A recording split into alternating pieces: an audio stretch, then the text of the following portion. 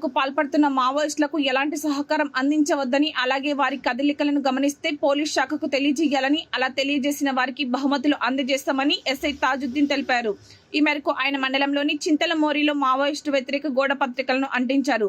అలాగే గుత్తికోయలకు మావోయిస్టులు చేస్తున్న అభివృద్ధి వ్యతిరేక పనుల గురించి వివరించారు. గుర్తుకి గూడాల సమీపంలో అనుమానాస్పదంగా ఎవరికైనా కనిపిస్తే తమకు వెంటనే సమాచారం ఇవ్వాలని కోరారు. సహకరిస్తే చట్టపరమైన చర్యలు తీసుకుంటామని హెచ్చరించారు. గాంజాయి పండించడం లేదా ఉపయోగించడం చేయకూడదని, అలా చేస్తే క్రిమినల్ చట్టాల ప్రకారం చర్యలు తీసుకుంటామని అన్నారు. గాంజాయి లాంటి డ్రగ్స్ కు దూరంగా ఉండాలని తెలిపారు.